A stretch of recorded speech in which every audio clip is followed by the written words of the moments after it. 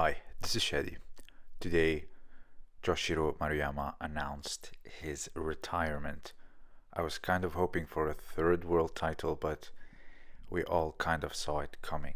I don't usually do these types of videos, but he is a judoka that is very close to my heart. I remember seeing him back in 2016 in Almaty, and even before uh, starting YouTube and everything, I was just mesmerized by his judo, and I'm presenting this video as a tribute. I can say that a lot of my judo I tried to shape after him, but obviously genetics and experience will play a role in not letting you do that. But you can only be ambitious and keep trying, because this is what judo is: keep trying for better technique, trying for better attitude, trying to be a better human being as a whole.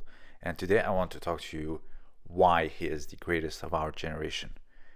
Medals aside, personally, I don't care, because you can have 20 world titles, whatever it may be, they will go into your closet. The goal is to be an exemplary and a motivation for the youth and even the elderly. So, to me, I think Maruyama played a big role in being a great example of a good human being, and also as an artist.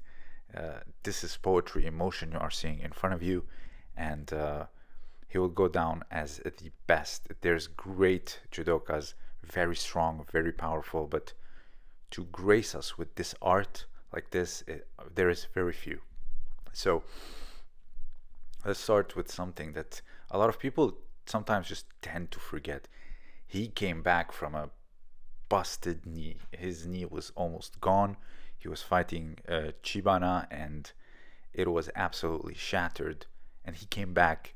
He not only showed us this great performance at Almaty in 2016, but also his performance in 2018 and 19, where he won the Masters. He defeated Abe Hifumi quite a few times consecutively, and also won the 2019 world title. 2019 world title, in my opinion, is the greatest event in judo. So many great names, so many rivalries just continuing to being shown. Like a lot of people call them Olympic replays, but in my opinion, it's far better. The pools were much higher level than the Olympics, and I think it was one of the greatest events. And to see him being crowned world champion it was amazing. I was really betting on him becoming world champion that year, I still remember, and he did it with a lot of grace and a lot of beauty, and that's something that is just he left it for us forever. So I'm really grateful for this. So coming back from that knee injury, most people, when they have this type of injury, either their career ends or they're simply not the same. His career, I would say, started after that injury, which is miraculous in and of itself. Another thing I want to discuss is the challenges he had to go through before even stepping on the mats.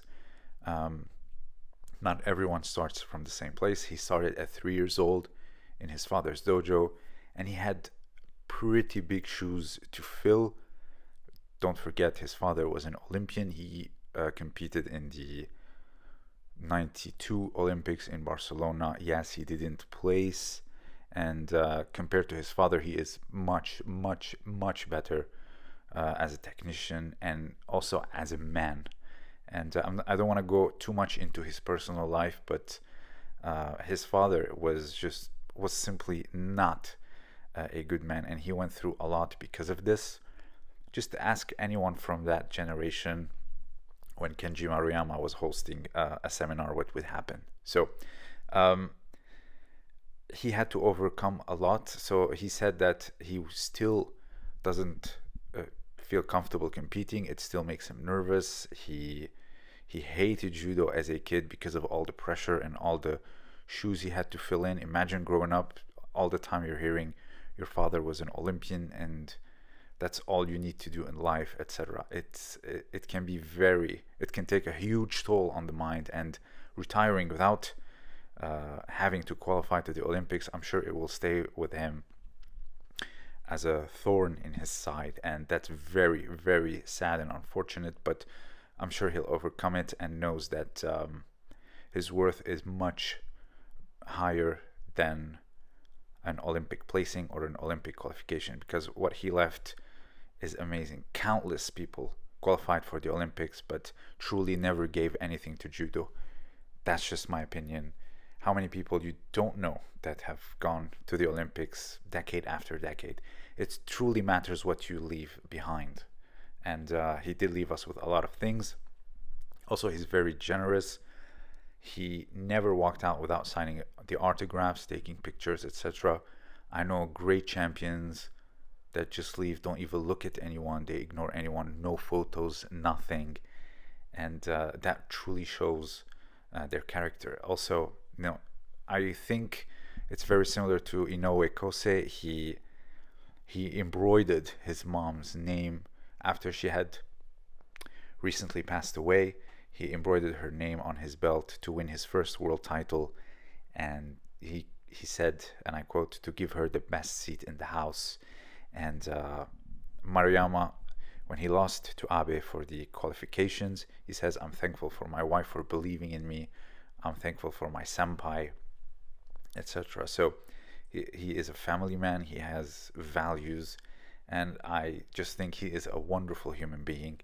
And his inner beauty, I would say, truly showed in his type of technique, the graceful type of judo. And this is what we love to see, because let's not forget that judo was founded on these principles of, the more beautiful your technique is, the more sound it is. I know people can force it, being genetic elites and very strong, but that's only reserved for them. But for the rest of us, I think beauty is a criteria for good technique, because you just know that it is done right based on how beautiful it is, how you are positioned, the timing, how they move, how they are thrown and lifted so effortlessly. It means that everything, all the elements were put on point for you to do that effortless throw. And that alone should be a very deep topic of discussion. And Maruyama had it all. He had the strength, he had the physique, he had everything, and he gave us very beautiful technique. Not many can actually do that. So if you have anything to add, let me know down below. This was Shadi, and enjoy the rest of this presentation. Thank you for listening.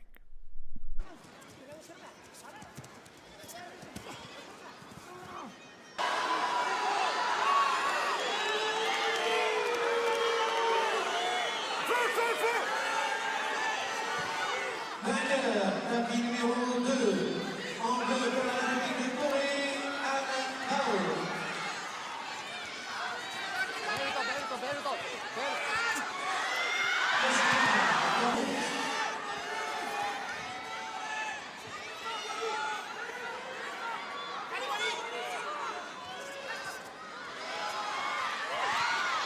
En bleu pour la République de Corée, Lee Kyeonga. En blanc pour l'Italie, Francesca Rini.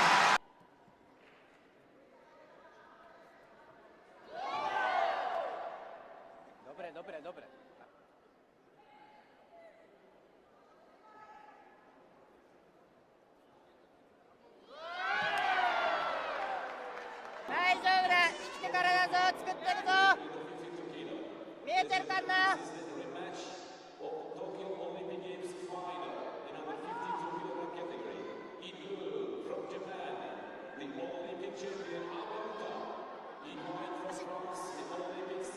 Así.